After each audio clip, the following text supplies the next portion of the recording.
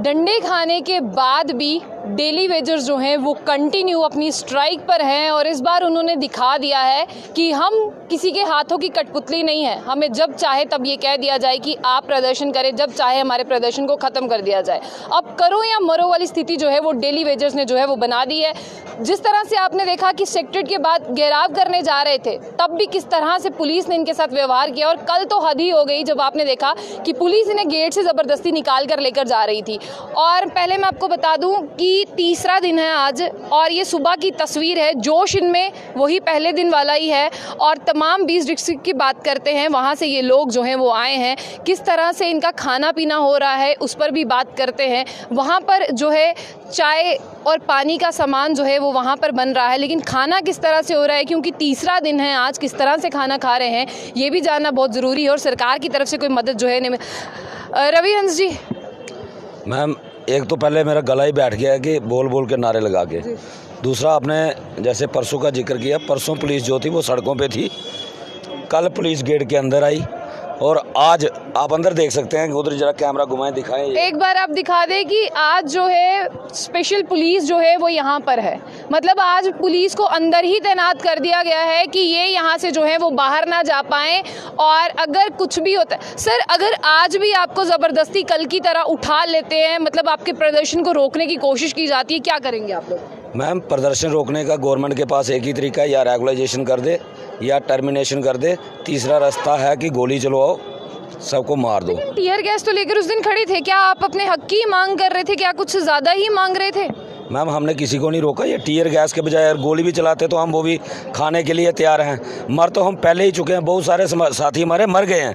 हमारी 2020 में जो PHE जम्मू की संख्या थी वो 22,053 थी और इस साल बची है 21,503। 550 लोग कम हो गए हैं और अगर 200-400 और भी कम हो जाते तो कोई फर्क नहीं पड़ने वाला।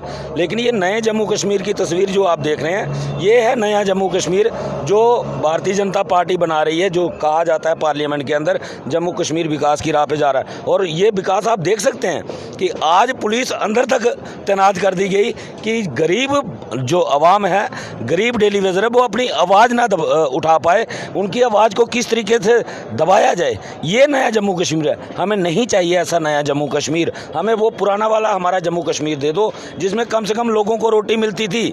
कम से कम अगर पुरानी सरकारें बेईमान थी, उनके नेता जो थे वो करप्ट थे, महा करप्ट थे। सब यही कहते हैं ना कि वो सरकारें करप्ट थी। आज ईमानदार सरकार, देशभक्त सरकार है और देशभक्त सरकार के होते हुए घर के अंदर आकर पुलिस बल तैनात कर दिया गया कि इनको अपने हक की आवाज़ मत उठाने दो, इनकी आवाज़ आम जनता तक ना पहुँचे, केंद्र तक ना पहुँचे। ये सिस्टम यहाँ पे लागू किया गया, तो ये ज़्यादा देर चलने वाला नहीं है। हम अपने हक लेकर रहेंगे, कीमत कोई भी हमें चुकानी पड़ेगी, हम चुकाएंगे। सिंह साहब, बताइए खाना पीना कैसे हो रहा है क्योंकि बहुत से लोग बहुत सी संख्या में यहाँ पर पहुँचे हैं और खाने के बिना प्रदर्शन जारी नहीं रह सकता। जम्मू बुलेटिन का और आपका बहुत शुक्रिया।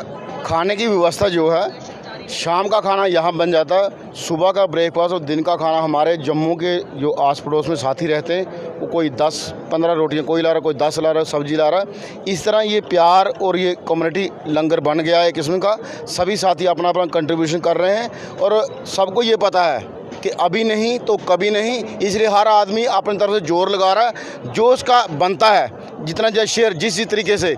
अगर हम 5-7 लोग मीडिया में बोलते हैं तो कुछ लोग साथी हमारे नारा लगाते हैं, कुछ ग्राउंड पे बैठे हैं, कुछ लंगर की व्यवस्था कर रहे हैं। इसी तरह कुछ साथी अलग तरीके से सपोर्ट कर रहे हैं। जैसे बाहर के डिस्ट्रिक्टों से हमारे को गरीब साथी आए थे जिनके पास किराया भी नहीं था, वो सब के सब यहाँ रुक सकते थे, लेकिन पिछले 1.5-2 महीने से ना वेजेस है ना कुछ है। तो हमने उन साथियों का कोई बात नहीं, आने वाले दिन में एक बहुत बड़ा प्रोग्राम फिर देंगे, तब आप उसकी तैयारी करो। फिलहाल आप लोग घर जाओ, क्यों यहाँ पे इतने रहने के लोगों की व्यवस्था भी नहीं थी। जिस पार्टी ने कहा था विकास हो रहा है असेंबली में, वो पार्टी कहती है अब तो रिटायरमेंट की स्थिति पे पहुंच गए हैं, तो अब कौन सी परमानेंट मांग रहे हैं? देखिए, विकास अभी 8 साल का हुआ है, 14 से लेके 2022 तक विकास 8 साल का हुआ है। तो शायद विकास 20 साल का होगा तो फिर इनको याद आएगी 20-22 साल का होगा।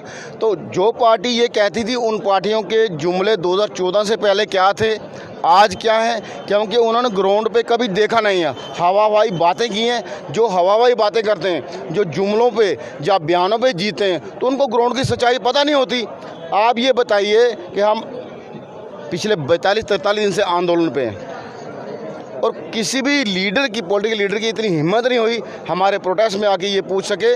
उसका एक ही कारण है, सब लोगों ने हमें ठगा है, सब लोगों ने हमारे साथ धोखा किया है। सत्ताधारी पार्टी केंद्र सरकार तो नहीं पहुंच पाई, लेकिन अपोजिशन भी जो है वो भी यहाँ पर साथ देने नहीं। देखिए क्लियर कट है, ये PHE एम्प्लॉइज़ यूनाइटेड फ्रंट का ये तीसरा प्रोटेस्ट है पिछले 1.5-2 साल में, और हमारा एक ही है, ये नॉन पॉलिटिकल प्लेटफार्म है।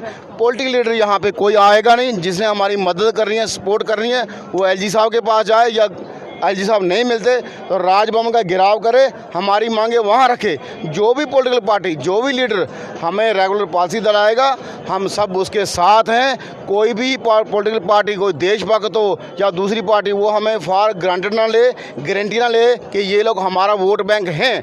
हम लोगों ने 14 से पहले भी करके दिखाया था, 14 में भी करके दिखाया। जो लोग ये समझते थे ये कीड़े मकोड़े, ये इंसान नहीं है, हम जैसे चाहेंगे इनको घुमा लेंगे, तो अब जो पार्टी सत्ता में केंद्र में है या यहाँ पे है, इनका भी ये भी रूटीन है। ये सोचते हैं हम कोई नया नारा देंगे और दोबारा सत्ता में आ जाएंगे। आप 25 नहीं आएंगे, आप 5 भी बड़ी मुश्किल से आएंगे। आने वाला टाइम इनको बता देगा, हमारा कुछ बनेगा नहीं, लेकिन रहने उनका भी नहीं देंगे जिन्होंने हमारे साथ शोषण किया, जिन्होंने हमारे साथ झूठ बोला। सर आप क्या कहना चाहेंगे, तीसरा दिन है, इतनी गर्मी में भी आपके साथी यहाँ हैं, चाहे दिन हो, रात हो, सुबह हो, शाम हो, ये यहीं पर है, और आप देखिए कि टेम्परेचर भी जो है वो कितना बढ़ रहा है। जागो सोने वालों सवेरा हुआ है, भगत के शहीदों का फेरा हुआ है। तख्त बदल देंगे, ताज बदल देंगे, बेईमानों का राज बदलेंगे। जम्मू कश्मीर के डेली बेजरों के साथ जम्मू कश्मीर की ब्यूरोक्रेट्स आतंकवादियों से खूंखार, मैं कहूँ ये कहते हैं कि आतंकवादी खूंखार हैं, जम्मू का ब्यूरोक्रेट्स आतंकवादियों से खूंखार डेली बेजरों के ऊपर अत्याचार कर रहा है। डेली बेजरों के पेट काटे जा रहे हैं। बड़े शर्म की बात है कि जम्मू सूबा की लीडरशिप आज सब की सब तहस नहस हो गई है। जहाँ पर वोट बैंक की बात नहीं है मैम, जहाँ बात रोजी रोटी की है, जो लोग नारा देते थे सबका साथ, सबका विकास, सबका विश्वास, मैं कहता हूं कि डेली बेजरों का उसके साथ जोड़ दीजिए सत्यानाश। यही लोग डेली बेजरों का सत्यानाश और सर्वनाश करने में जुटे हुए हैं। आपने देखा होगा कि कल सिन्हा साहब एक निजी चैनल पर कह रहे थे कोई बड़ा काम बताइए, बड़े काम की बात करें। मैं पूछना चाहता हूं कि जम्मू कश्मीर का मजदूर वर्ग रोजी रोटी कपड़े की मांग कर रहा है और आप कौन से बड़े काम की बात कर रहे हैं? आप जो लीला पोती कामों में लगे हैं। हमारी समय की मांग है कि देश के माननीय प्रधानमंत्री जी को इसके बारे में सिन्हा साहब को उचित से उचित बात बतानी होगी। जिन जिन लोगों ने डेली बेजरों का कत्लेआम किया है उनके ऊपर वेरिफिकेशन जारी की जाए और उन लोगों को नस्तानूत करके कारागारों में डाला जाए, क्योंकि डेली बेजरों के साथ बहुत ही जंगने अपराध हुआ है। सर आप क्या कहना चाहेंगे, आपके बहुत से साथी हैं, उन साथियों का हौसला कैसे बढ़ाएंगे कि 3 दिन के अलावा अगर 30 दिन भी चलता है ये प्रदर्शन तो वो आपके साथ बने रहे? मैडम जी, सबसे पहले आपका शुक्रिया अदा करते हैं हम कि आप यहाँ पे आए। मैं अपने साथी, मैं सब जो मेरा डिवीज़न है वो दरमाड़ी जो जगह का नाम है गुलाबगढ़ से, मैं अपने साथियों को अभी भी जो मेरे ऊपर साथी घरों में बैठे हुए, मैं उनसे रिक्वेस्ट करता हूँ कि अभी भी टाइम है। अगर हम लोग पिछले 3 दिन से ही आए, हमें अगर 1 महीना भी बैठना पड़े तो अपने हक के लिए हम यहाँ पे बैठेंगे, लेकिन आप साथी भी घर से निकलिए। कम से कम आप लोगों के अंदर भी कोई शर्म नाम की चीज़ होनी चाहिए, क्योंकि हम जो हमारे यहाँ पे सीनियर जो लोग हैं यहाँ पे, ये हमारे लिए लड़ रहे हैं अगर यहाँ पे, तो हम लोगों को भी यहाँ पे आके इनकी पूरी सपोर्ट करनी चाहिए। मैम, हमें 2019 में जब 370 यहाँ पे टूटा था तो हमें एक उम्मीद बनी थी, ढोल नगाड़ों के साथ हमने स्वागत किया था मोदी जी का कि अब हमारे गरीबों का जो विकास होगा।